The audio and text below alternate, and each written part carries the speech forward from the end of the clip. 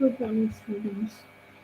So, in the last class, we discussed the wireless sensor networks and the smart objects. I think the last point was remaining, that was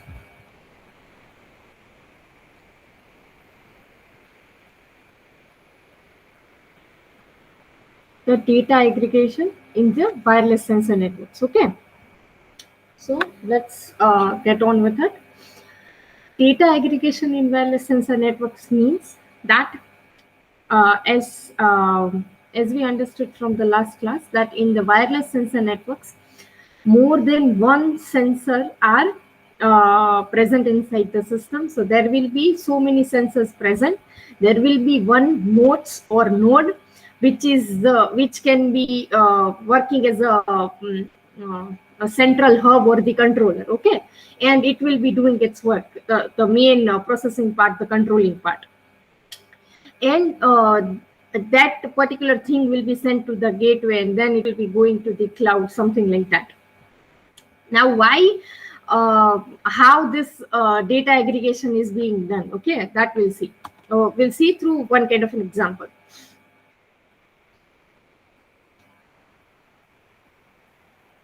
Okay, let's say that we are using more than one temperature sensor.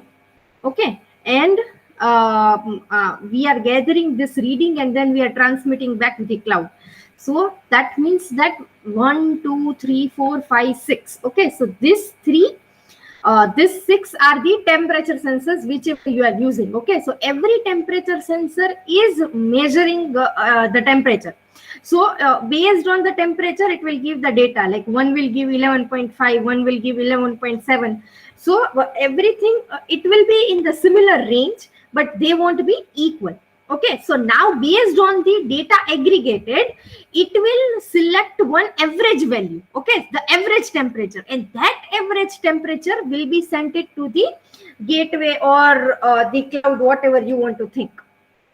Now, why we are doing this? Okay, then you can say that as sometimes this particular sensors, okay, which we are using, they are cheap, and the technology through which they are built is also not up to the mark. Okay, so the quality of the output is not that good. So if we use more than one sensor, I know whatever basically range advantage you can think of, ki ha range વધારે મળશે, વધારે output હશે તો accuracy વધારે મળશે, આ બધી જ વસ્તુઓ આનાથી થશે. Okay, so advantage એ જ બધા છે, that will be able to get the most accurate output, will be able to increase the range, that means we'll be able to cover more area for our project. All those advantages can be present if we do the wireless sensor network.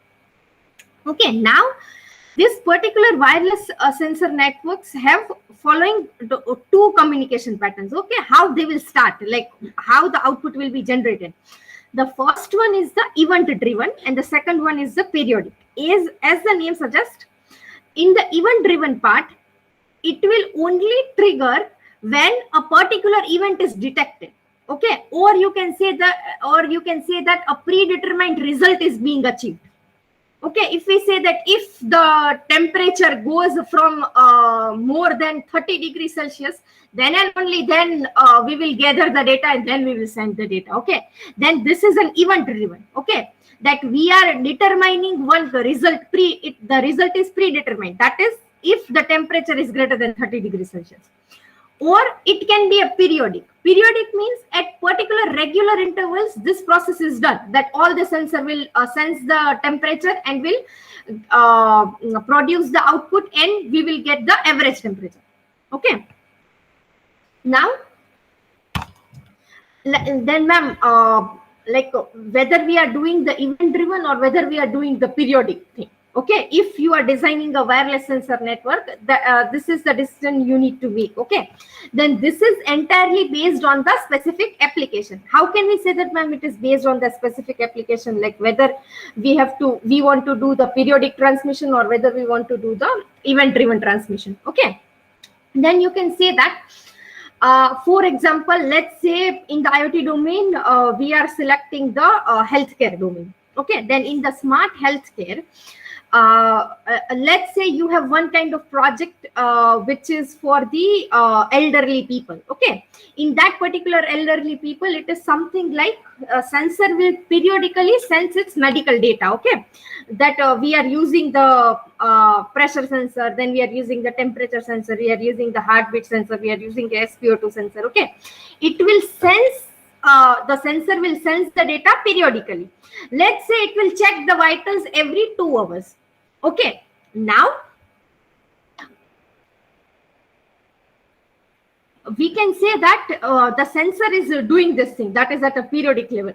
Now we can decide that if the vitals are not in the range, okay, are not in the normal range, like let's say that the heartbeat is getting faster or the pressure is getting increased. Okay, and if that is the case, then and only then we will send that particular information about the sensor data to the doctor. Okay, so this is the event driven, that is a periodic thing. Now it entirely depends on your application. Like for example, if you are doing the smart farming project, okay, and you are using or you are generating the wireless sensor network, then in that case, either you can say that it will send the data at every half an hour, that what is the moisture of the soil. Okay, or it can just send the data whenever the moisture of the soil is decreased and you need to turn on the water charts. Okay, so it is entirely dependent on the specific application which we are designing. Okay, or it is dependent on the programmer, that what programmer wants to do. Now for that particular thing, it also depends on your power supply module also, because for example, if you are constantly sensing, okay, then the power consumption is getting more and more. So if you are using the battery, then that rechargeable battery will be used very frequently. Okay, so if it is used very frequently, then you have to replace that particular battery. So it depends on the hardware requirements of your project as well. But these are the points which you need to think of whenever you want to take some kind of decision, that what do you need to do. Okay, now as WSN grows to a very large number of the smart objects, there is a trend toward ever increasing levels of the autonomy. Okay, now what do we mean by that? That ma'am, why it is increasing and what do we mean by autonomy? Okay, then for example, manual configuration of potentially thousands of the smart objects is impractical and unwieldy. So smart objects is a WSN are typically self-configuring or automated by an IoT management platform in the background. Likewise, additional levels of autonomous functions are required to establish cohesive communication among the multi-nodes of the large-scale WSN that are often ad hoc deployments with no regard for the uniform node distribution or the density. Okay, ma'am, આ તો કઈ સમજાણું જ નહીં કે આ શું કહેવા માંગે છે. Okay, don't worry. For example, ये ऐसा बताने की ट्राई कर रहा है कि फॉर एग्जांपल ये तो मैंने सिर्फ 6 सेंसर्स लेके WSN क्रिएट किया था. ओके, बट अगर आपको लार्ज एरिया कवर करना है तो ऑब्वियसली 1 एकड़ में 2 एकड़ में आप लोगों ने hundreds of the sensors use किए होंगे. ओके, सो अगर हर एक को आप लोग कॉन्फ़िगर करने जाओगे तो बहुत ज्यादा टाइम लगेगा, बहुत ज्यादा मेहनत लगेगी. ओके, और हर एक को अगर मैन्युअली कॉन्फ़िगर किया है, दैट मींस कि उन दोनों के कम्युनिकेशन के लिए भी आपको हर अच्छी तरीके से देखना पड़ेगा कि होगा कि नहीं होगा. इससे बेहतर है कि आप लोग कोई IoT प्लेटफॉर्म यूज कर लो. ओके, वो IoT प्लेटफॉर्म आपको क्या सर्विस देगा, वो IoT प्लेटफॉर्म आपको क्या सर्विस देगा, दैट सर्विस विल बी कि जो भी आप सेंसर्स यूज कर रहे हो, okay, whatever you sensors you are using in the wireless sensor networks, वो सारे के सारे स्मार्ट ऑब्जेक्ट्स को सेल्फ कॉन्फ़िगर कर देगा. ओके, और ऑटोनोमस भी बना देगा. एज ऑटोनोमस बना दिया है तो जो स्मार्ट ऑब्जेक्ट्स के बीच में कम्युनिकेशन होना चाहिए. Okay, that means that multi nodes communication, because हम लोग एक से ज्यादा नोड्स यूज करने वाले हैं. अभी उसके लिए क्या काम आएगा कि बैक एंड में ये जो प्लेटफॉर्म है वही सब कुछ कर रहा होगा. ओके, आपको कुछ करने की जरूरत नहीं है. तो आप लोग ऐसे कोई एक IoT प्लेटफॉर्म की सर्विसेज भी यूज कर सकते हो. अगर समझ में नहीं आ रहा है, then let's see what I am talking about. Okay, For example, there is an increasing trend towards smart dust applications. Smart dust applications matlab kya? In which very small sensor nodes, that is MEMS, are scattered over a geographical area to detect vibrations, temperature, humidity, and so on. This technology has practically limitless capabilities, such as military, for example, detecting enemy troop movement, okay, environmental for detecting earthquakes and everything, and for industrial, that is for detecting manufacturing anomalies, or you can say the asset tracking, okay. Then for this particular smart dust application, what you will be using more than one smart objects, obviously, okay, because on a geographical area you are deploying the smart objects in terms of hundreds of the smart objects, okay. Then this hundreds of the smart objects, for whatever reason you are choosing it, the networking part is being done by the IoT management platform, okay. So the communication part is being done by them. We just need to deploy the sensors. Some level of self-organization is required for networking the SCADs of the wireless smart objects, such as these nodes autonomously come together to form a true network with a common purpose. This capability to self-organize is able to adapt and evolve the logical topology of a WSN to optimize communication, simplify the introduction of new smart objects, and improve reliability and access to the services. तो ma'am ये क्या बोल रहे हैं कि ये reliability कैसे increase करेगा, एक्सेस टू सर्विसेज है उसको कैसे सिंप्लीफाई करेगा, ओके, ये सब कुछ कैसे होने वाला है.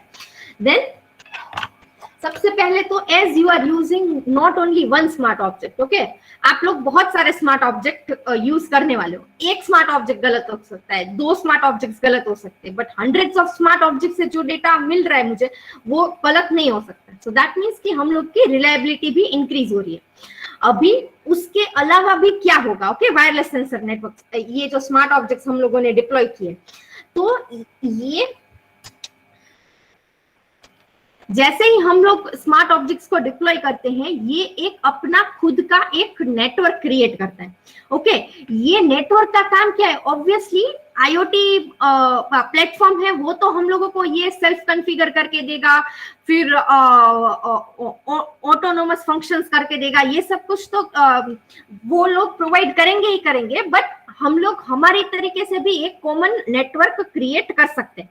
नाउ एज हम लोगों ने ये ट्रू नेटवर्क या कॉमन नेटवर्क क्रिएट किया है, उसके हिसाब से हम लोगों का कम्युनिकेशन है जो डिफरेंट टाइप्स ऑफ नोड्स के बीच में है, वो भी हम लोग ऑप्टिमाइज कर सकते हैं. सो यहाँ पर हमारे पास दो ऑप्शन है, ओके. पहला ऑप्शन ये है कि हम लोग ही सेल्फ कॉन्फ़िगर करें हमारे सारे स्मार्ट ऑब्जेक्ट्स, या तो फिर कोई हम लोग आईओटी मैनेजमेंट प्लेटफॉर्म को दे दे हमारे स्मार्ट ऑब्जेक्ट्स को कॉन्फ़िगर करने के लिए. बट मैम कॉन्फ़िगर क्या, कॉन्फ़िगर करना मतलब क्या, कॉन्फ़िगरेशन की जरूरत क्यों पड़ेगी हम लोगों को?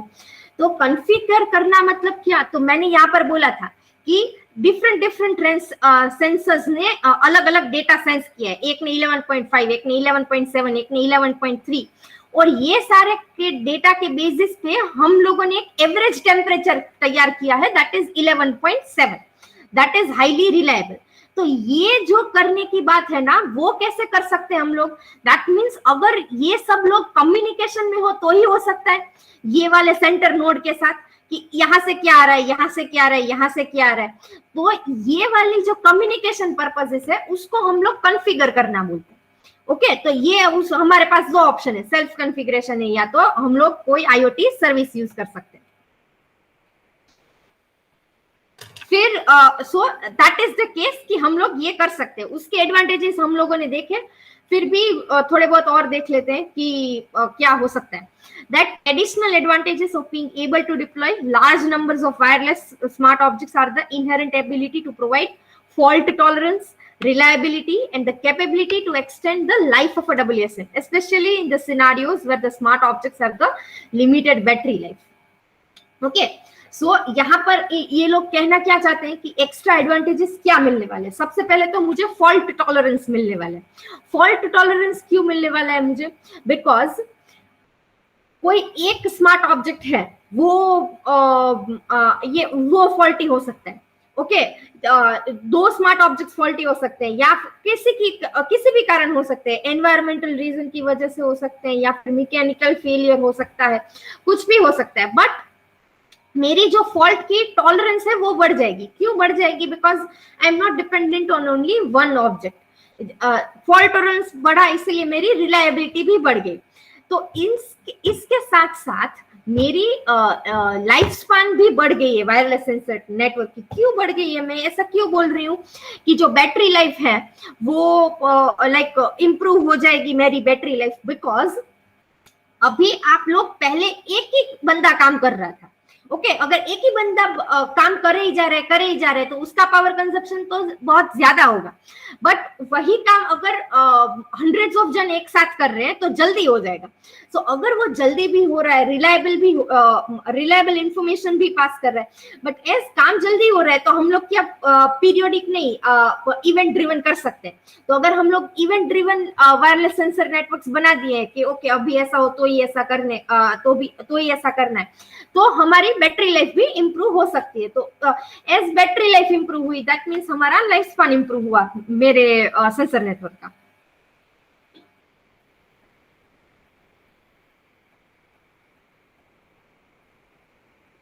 नाउ हम लोग ये IoT प्लेटफॉर्म भी क्यों यूज करते हैं, उसके भी कुछ एडिशनल एडवांटेजेस हैं। Okay, autonomous techniques such as self-healing, self-protection, and self-optimization are often employed to perform these functions on behalf of the overall WSN system.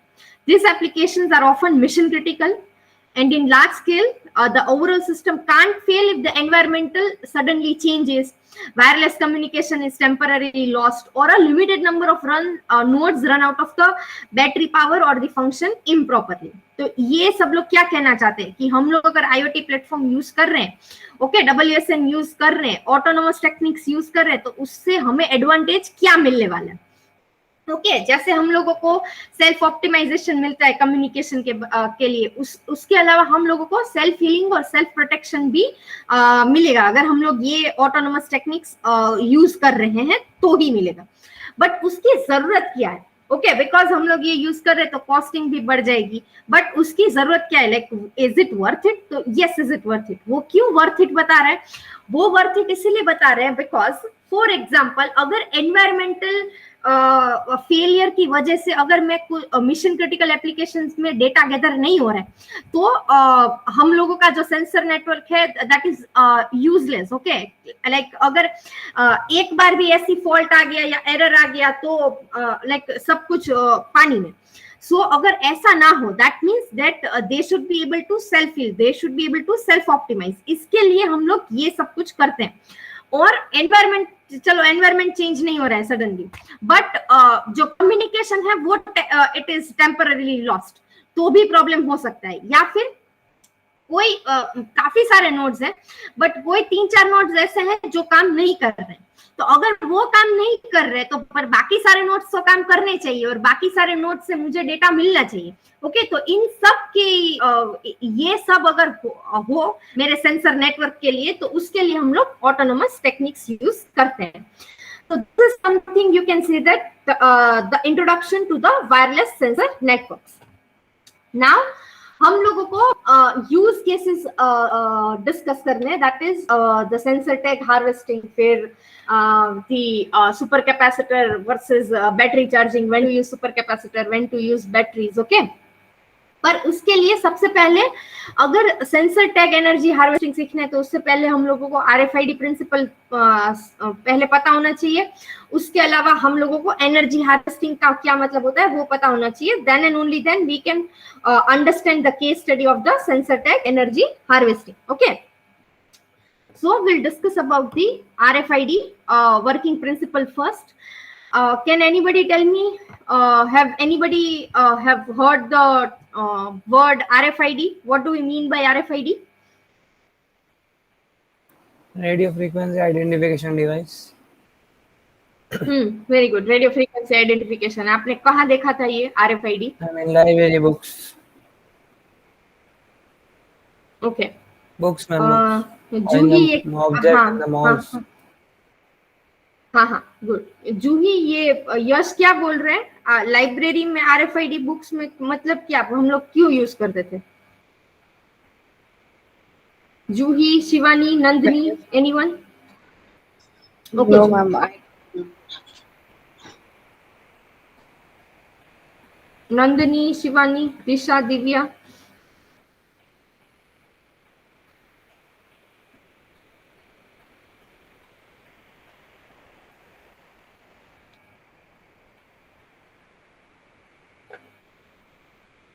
Ma'am, RFID is used in offices, no? Okay. But Yash has said that it is used in library or it is used in malls. So it is used in offices. तो मतलब वो कैसे use करते हैं हम लोग? वो है क्या, मतलब मैं वो पूछ रही हूँ। लाइक आप लाइक अगर मोबाइल को देख के आप बोल सकते हो मैम दिस इज मोबाइल, इससे हम लोग कॉल कर सकते हैं, कॉल रिसीव कर सकते हैं, स्मार्टफोन है तो इंटरनेट कर सकते हैं। तो वैसे ही RFID is used in offices, but RFID मतलब कैसा दिखता है, क्या करता है? Oh, ma'am, I guess it means that it's just a device which uses that radio frequencies to identify the objects, and Yash says that he read in the books at the library.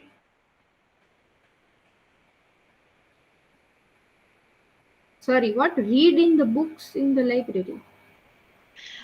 What I said is it's a radio frequency. It's a device which identified the object by the radio frequencies. Okay okay, it is a device. Okay ठीक है। तो library में कहाँ देखा था आप लोगों ने ये डिवाइस जो ऑब्जेक्ट को डिटेक्ट करता था? कहीं देखा है आप लोगों ने ये device? That is good, your answers are correct. Okay guys,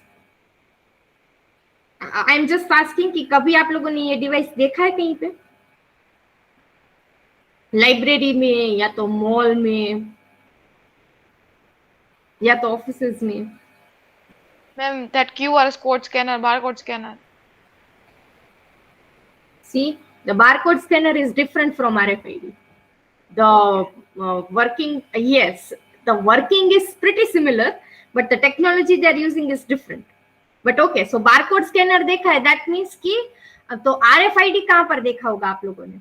तो लाइब्रेरी में आप लोग जब लाइब्रेरी बुक इश्यू कराते हो, ओके, उसके बाद आप लोग एंट्री और एग्जिट पॉइंट पे जहां पर उन लोगों ने रीडर्स रखे होते हैं, ओके, उन लोगों का काम क्या होता है? उन लोगों का काम होता है ऑब्जेक्ट को डिटेक्ट करना, ओके, टैग को डिटेक्ट करना। और अगर आप लोगों ने बिना issue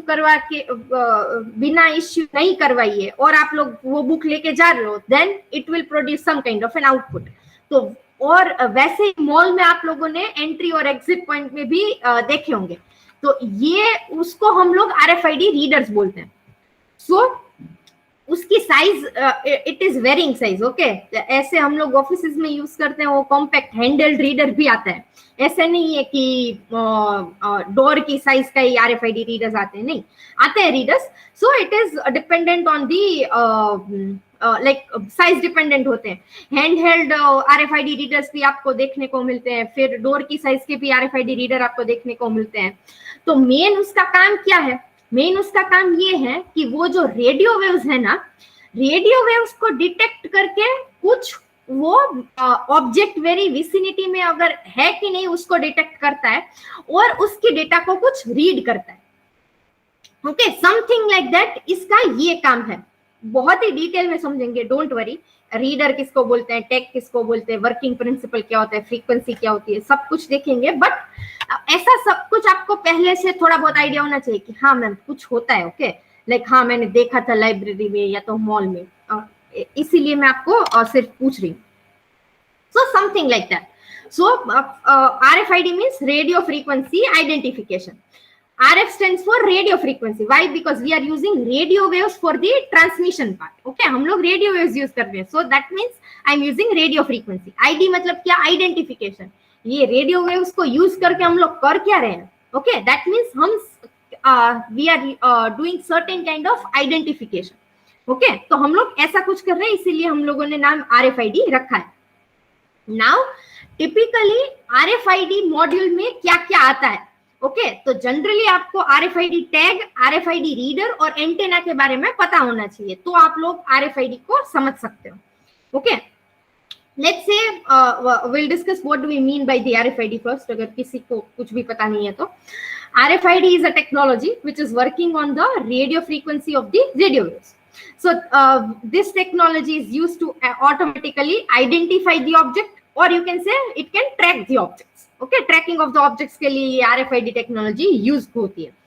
Here the objects could be anything. Okay, ये आपको याद रखना है कि जरूरत नहीं है कि सिर्फ बुक्स ही हो लाइब्रेरी में. No, the objects could be books in the library, or it can be any items which you are purchasing in the shopping mall. Okay, वो भी हो सकते हैं. Like कोई भी अगर आप लोग कोई भी मैगी का पैकेट चूज कर रहे हो, या फिर आप लोग कोई चॉकलेट ले रहे हो. ओके जनरली अभी शॉपिंग मॉल में बारकोड सिस्टम है, तो उन लोगों ने बारकोड को किया होगा मैगी के पैकेट्स में, चॉकलेट में, बट हम लोग RFID से भी कर सकते हैं. Okay or it could be the inventory in the warehouse, or maybe it can be in your own car. Okay, your own car can be the object कि अगर ये vicinity में है तो इसको detect कर सकते. Now non living things ही objects है वो जरूरी नहीं है. It can also be used for to track animals, to track birds. Okay, अभी like हम लोग काउस के ऊपर भी टैग्स यूज कर रहे हैं, लायंस के ऊपर भी टैग्स यूज कर रहे हैं, टाइगर के ऊपर भी कर रहे हैं. Like population as that decreasing in population, हम लोग पता चले कि ओके वो कहाँ पर है, या सो ट्रैकिंग के लिए इस्तेमाल होता है. फिर वो लोग ऐसा बोल रहे हैं कि अगर हम लोग ट्रैक कर सकते हैं तो हम लोग पॉपुलेशन भी बचा सकते हैं, तो उसके लिए भी काम आता है. But the thing is it is not necessary that objects will always be the non living things. Okay it can also be the living things. So something like कि मॉड्यूल कैसा होगा. ओके तो एयर में radio waves होंगे. आपका जो object है, it can either be animals, it can be books, it can be any non living object. Okay उसके ऊपर टैग लगा होगा. Okay so tag will be present on the object, so both of them are physically connected. Okay और जो reader होगा वो कहीं और होगा, और reader will send some kind of radio waves, और उसके हिसाब से कुछ आइडेंटिफिकेशन होने वाला है. गाइस इतना समझ में आ रहा है यहाँ तक?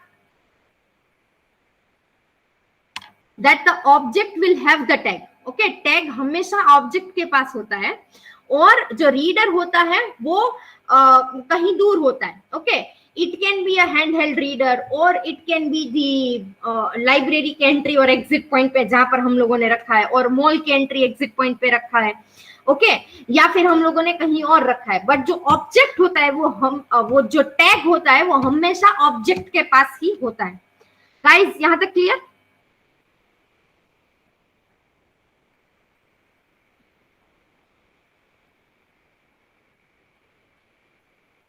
जूही समझ में आ रहा है यहाँ तक? नंदिनी, यश?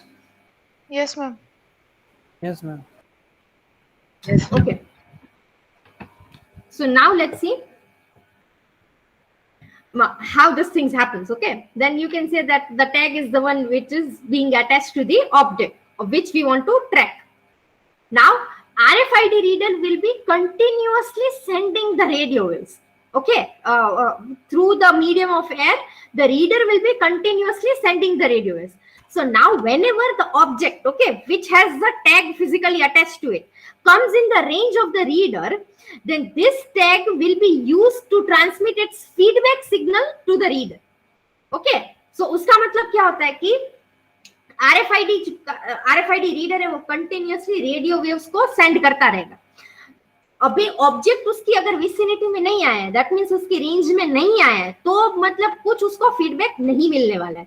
बट जैसे ही ऑब्जेक्ट उसकी रेंज में आता है, तो टैग हमने ऑब्जेक्ट के ऊपर ही चिपका के रखा है, तो टैग क्या करेगा, जैसे ही उसको ये रेडियो वेव्स की सिग्नल मिलती है, वो रीडर को फीडबैक सिग्नल भेजेगा. ओके और उसके हिसाब से हम लोगों का कनेक्शन एस्टेब्लिश होगा. Now, जैसे ही नंदिनी ने बोला, that is also correct, that it is very much similar to the barcode technology which we are using. Okay, but barcode technology में क्या है, line of sight is required.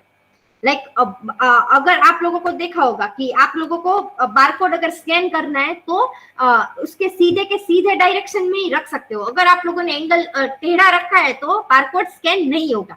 Okay और कभी कभी ऐसा भी होता है कि बारकोड स्कैन नहीं होता है तो मैन्युअली बारकोड डालना पड़ता है और फिर आप लोगों को वो चीज मिलती है। ओके तो उसमें क्या प्रॉब्लम होता है, लाइन ऑफ साइट अगर नहीं होता है तो भी प्रॉब्लम होता है। बट आरएफआईडी में ऐसा नहीं है, it doesn't require the line of sight technology। तो उसका मतलब क्या हुआ, that as long as the object is within the range of the reader, okay, for example the range of the reader depends on the frequency through which it is operating। okay वो भी हम लोग देखेंगे कि कौन सी range को 1 centimetre, 1 metre, 15 metre ऐसी range क्यों दी गई है। But let's say the range of the reader is 1 metre. Okay तो ऑब्जेक्ट अगर ये 1 मीटर की विसिनिटी में कहीं पर भी प्रेजेंट है तो ऑब्जेक्ट और रीडर के बीच में कनेक्शन एस्टैब्लिश हो जाएगा। ओके और the tag will be able to send the feedback signal to the reader. So because of that we can also track multiple objects at the same time, right? कि 1 metre में जितने भी tags हम लोगों ने डाले हैं, लाइक 3 टैग्स आ गए तो तीनों के तीनों टैग्स को आइडेंटिफाई कर पाएगा हम हमारा RFID reader, because obviously identification है तो हर एक टैग में हम लोगों ने डेटा तो अलग ही डाला होगा, एटलीस्ट आइडेंटिफिकेशन के लिए यूज कर रहे हैं। तो That's why we can track multiple objects at the same time। Barcode scanning में ऐसा नहीं होता है, like line of site required है तो एक करके ही हम लोग कर सकते हैं। बट आरएफआईडी में एक साथ हम लोग कर सकते हैं because LOS is not required. Guys इतना समझ में आया the difference between barcode and the RFID? काफी सारे बच्चों को नहीं पता होता है, like whenever I say that why you have used LOS and like why you have used RFID, okay, ऐसे बारकोड भी यूज कर सकते हो और आरएफआईडी भी यूज कर सकते हो, तो ये यूज क्यों किया है तो उसका रीजन वो लोग नहीं दे सकते। आई मीन कि हाँ मैम ट्यूटोरियल मिला तो कर दिया, okay that is not the case. Like आपको डिफरेंस दोनों के बारे में पता होने चाहिए। It is very much similar but the technology which they are using is quite different. Guys difference समझ में आ गया? Yes, ma'am. Yes, ma'am. Okay. So with the help of RFID multiple objects track हो सकते हैं। अभी ma'am RFID system में आता क्या है? ओके वो हम लोग मॉड्यूल जो परचेज करते हैं उसमें उसके अंदर क्या होगा, उसके अंदर there will be 2 things present, RFID tag and the RFID reader। Now there are 3 types of RFID tag, active tag, passive tag और सेमी पैसिव टैग। तो किसी ने सुना है क्या टैग्स के बारे में, different types of tag, active tag और पैसिव टैग आरएफआईडी में अगर काम किया हो तो आप लोगों ने? एक्टिव टैग का क्या मतलब होगा, पैसिव टैग का क्या मतलब होगा?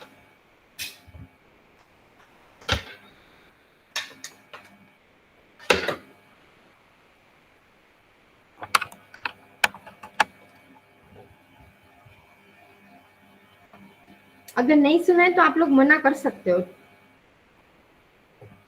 No, but ma'am. सुना है कि नहीं? ओके जूही ने नहीं सुना है, Nandini? No, ma'am. Okay don't worry. Okay तो याद है हम लोगों ने टाइप्स ऑफ सेंसर्स में एक टाइप्स ऑफ सेंसर्स डिस्कस किए थे, active sensor and passive sensor. Yes, ma'am. हाँ तो उसपे मैंने क्या बोला था, एक्टिव का क्या मतलब होता है, पैसिव का क्या मतलब होता है?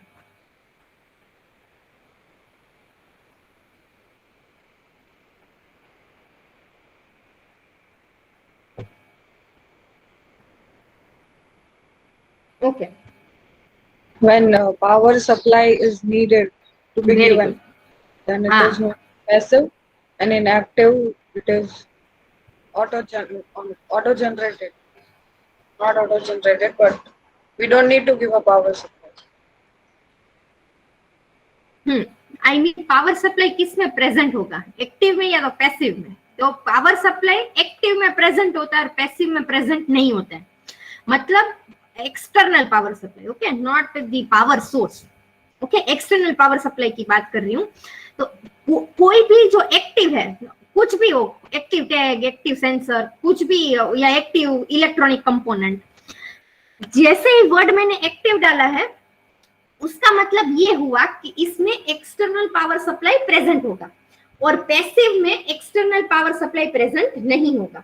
तो एज पैसिव टैग में एक्सटर्नल पावर सप्लाई प्रेजेंट नहीं है, ओके, तो वो सेंड कैसे कर सकता है सिग्नल? सिग्नल को सेंड करने के लिए कुछ पावर तो चाहिए। तो आरएफआईडी रीडर जो कंटिन्यूअसली रेडियो वेव्स सेंड कर रहा है ना, वो रेडियो वेव्स को यूज करके वो फीडबैक सिग्नल सेंड करने वाला है passive tag. But active tag में क्या होता है? एक्टिव टैग में they have the external power supply, okay, तो वो जो रेडियो आरएफआईडी रीडर जो रेडियो वेव्स जो सेंड कर रहे हैं उसको यूज नहीं करेगा। उसके जो एक्सटर्नल पावर सप्लाई है वो पावर सोर्स को यूज करके वो फीडबैक सिग्नल सेंड करेगा आरएफआईडी रीडर को। गाइस समझ में आया मैं क्या बोलना चाहती हूँ? The difference between active tag and the passive tag. Ma'am, can you repeat once again? हाँ श्योर, ओके। पहले तो रीडर और टैग में हम लोगों ने क्या देखा था? तो कि भाई RFID reader continuously radio waves को सेंड करता था और टैग जैसे ही रेंज में आए तो वो एक फीडबैक सिग्नल सेंड करता था और उसके हिसाब से कुछ आइडेंटिफिकेशन होता था। यहां तक हम लोगों ने समझ लिया, यस और no guys? Yes, ma'am. Yes, ma'am. Okay, very good. Now the thing is कि आरएफआईडी रीडर में तो आप लोगों को मतलब हम लोग आगे देखेंगे कि उसके पास सिग्नल जनरेटर है, इसीलिए वो ये सब कुछ रेडियो वेव्स कंटिन्यूअसली सेंड कर सकता है, ओके। बट फीडबैक सिग्नल को मुझे सेंड करना है। फीडबैक सिग्नल मतलब क्या कि वापस आरएफआईडी को सिग्नल जो रिसीव होगा वो वाला सिग्नल, तो उसके लिए भी पावर सप्लाई तो चाहिए to send the signal back, right? Power, अगर पावर ही नहीं है तो सिग्नल जनरेट ही कैसे होगा? तो एक्टिव टैग और पैसिव टैग में वही है कि एक्टिव टैग में एक्सटर्नल पावर सप्लाई है, तो एज पावर सप्लाई है तो वो फीडबैक सिग्नल को सेंड कर सकता है ये एक्सटर्नल पावर सप्लाई की एनर्जी को चूज करके, यूज करके, आई मीन, ओके। सो ये बैटरी की एनर्जी को यूज करके अपना फीडबैक सिग्नल सेंड करेगा आरएफआईडी टैग, आरएफआईडी रीडर को। तो अगर ये ऐसे कुछ कम्युनिकेशन एस्टैब्लिश हो रहा है तो that means I am using the active tag. Passive tag मतलब क्या? तो पैसिव टैग मतलब उसके पास पावर सप्लाई नहीं है पर उसको फीडबैक सिग्नल तो सेंड करना ही पड़ेगा। तो कैसे करेगा वो? Without any power source. तो जो आरएफआईडी रीडर जो रेडियो वेव्स को सेंड कर रहा है ना कंटिन्यूअसली, बस उसको ही यूज करके वो फीडबैक सिग्नल सेंड करने वाला है, उसको एज अ सोर्स ले लेगा। कैसे हम लोग देखेंगे कि इंडक्टिव कपलिंग को यूज करके हम लोग जनरेट कर सकते हैं बेस्ड ऑन दैट। बट यहां तक समझ में आया गाइस अभी difference? Hello, Yes, ma'am. Okay. So active tag और पैसिव टैग में ये डिफरेंस है। काफी सारे लोग सेमी पैसिव टैग में बहुत सारे गूगल के ट्यूटोरियल्स में मिस्टेक की गई होगी, ओके। सेमी पैसिव टैग में वो लोग ऐसा बोलते हैं कि we use the power supply, but ये जो पावर सप्लाई है ना, ये फीडबैक सिग्नल को सेंड करने के लिए हम लोग यूज नहीं कर रहे, इसीलिए हम लोग सेमी पैसिव टैग बोलते हैं। बट तो फिर पावर सप्लाई यूज ही क्यों किया है? ओके, तो पावर सप्लाई को यूज करके हम लोग क्या करते हैं? सेंसिटिविटी इंक्रीज करते हैं, दैट मींस रेंज को इंक्रीज करते हैं। एज रेडियो वेव्स को यूज करके हम लोग फीडबैक सिग्नल सेंड कर रहे हैं, दैट मींस वो वीक सिग्नल होगा।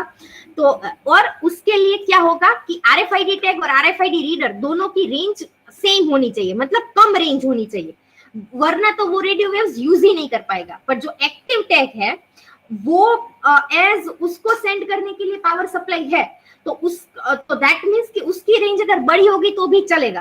लाइक आरएफआईडी रीडर जो रेडियो वेव सेंड कर रहा है उसकी स्ट्रेंथ अगर उसको ज्यादा नहीं मिल रही है तो भी चलेगा, बिकॉज उसको सिर्फ ये रेडियो वेव्स का क्या यूज कर रहे हैं, उसको बस देखना है कि मैं विसिनिटी में आ गया कि नहीं। जैसे ही मैं आ गया अपने हिसाब से मैं सिग्नल को सेंड करूंगा, तो दैट मींस कि अगर स्ट्रेंथ कम होगी तो भी चलेगा एक्टिव टैग के लिए, पर पैसिव टैग के लिए ऐसा नहीं है। व्हाई?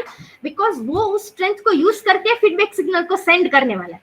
तो सिग्नल स्ट्रेंथ ही अगर कम है तो फीडबैक सिग्नल की स्ट्रेंथ भी कम ही होगी, तो काम नहीं चलेगा। इसकी वजह से आरएफआईडी रीडर और पैसिव टैग में रेंज कम होती है और आरएफआईडी रीडर और आरएफआईडी एक्टिव टैग में रेंज ज्यादा होती है, ओके। तो फिर ये सेमी पैसिव टैग कहां से आया मैम? तो ये एक्टिव और पैसिव के बीच का, ओके।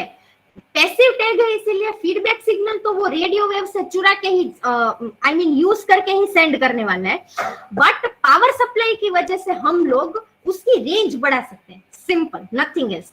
सेंसिटिविटी को इंक्रीज कर सकते हैं, रेंज को इंक्रीज कर सकते हैं, इसीलिए हम लोग सेमी पैसिव टैग यूज करते हैं। आप लोगों को ध्यान यही रखना है कि सेमी पैसिव टैग में even though we have the power supply, feedback signal को सेंड करने के लिए we are using the radio waves as a source. Okay, हम लोग बैटरी को एज अ सोर्स यूज नहीं करने वाले। काफी सारे लोग इसमें कंफ्यूज हो जाते हैं, सो इसीलिए मैंने ये ऐसे 3 बनाए हैं और ऐसे अलग अलग बोला है मैंने आपको कि एक्टिव टैग होते हैं, पैसिव टैग होते हैं और सेमी पैसिव टैग होते हैं। Okay, now will see RFID reader में क्या होता है and then will end the lecture. Okay, so RFID reader में क्या होगा? Okay, as the name suggest, RFID reader में एंटेना तो होना ही चाहिए। क्यों एंटेना क्यों चाहिए? मतलब if you are using the radio waves तो ट्रांसमिशन के लिए कौन सा ऑब्जेक्ट यूज करोगे? Obviously you will be using the antenna. पर एज कंटिन्यूअसली रेडियो वेव्स को सेंड करना है, that means RF signal generator भी यूज करना पड़ेगा। ये सिग्नल जनरेटर का काम क्या है? Continuously based on it's frequency वो एक रेडियो वेव्स को कंटिन्यूअसली एमिट करेगा, वो जनरेट करेगा, ट्रांसमीटर एंटेना ट्रांसमिट करेगा। अभी रीडर को टैग से फीडबैक सिग्नल को रिसीव भी करना है, दैट मींस उसके लिए कुछ रिसीविंग मैकेनिज्म चाहिए होगा। दैट मींस या तो सिग्नल डिटेक्टर या तो कोई टाइप का रिसीवर होगा जो फीडबैक सिग्नल को रिसीव करेगा। आरएफ ट्रांसीवर्स अगर यूज कर रहे हो तो ये दोनों काम कोई एक ही चीज करता होगा। ओके, नाउ या तो डायरेक्टली आप लोग लैपटॉप यूज कर सकते हो, that means computer system use कर सकते हो फॉर द प्रोसेसिंग, या तो कोई एक माइक्रो कंट्रोलर यूज कर सकते हो। ओके, जो ये सब कुछ प्रोसेसिंग का काम करता होगा। गाइस, यहां तक समझ में आया? Hello, Yes, ma'am. I know, like अभी पूरा का पूरा हमने नहीं पढ़ा है। ओके, आरएफआईडी टैग के अंदर क्या होता है, कौन सी फ्रीक्वेंसी रेंज होती है, कैसे ट्रांसफर होता है, इंडक्टिव कपलिंग, फार फैच कपलिंग। ओके, सो कैसे वो आइडेंटिफाई करेगा, ये सब कुछ नहीं सीखा है तो सब कुछ समझ में नहीं आएगा। बट अगर ऐसे पार्टीशन में सीखोगे कि रीडर में या ये होता है, टैग में ये होता है, ये दोनों का वर्किंग प्रिंसिपल ये होता है, तो समझ में आएगा कि ये लोग कैसे काम करते हैं। ओके, डोंट वरी, अगर कल भी समझ में नहीं आता है then you can ask the question, otherwise it's okay, you can write your attendance and then you can leave. Thank you guys.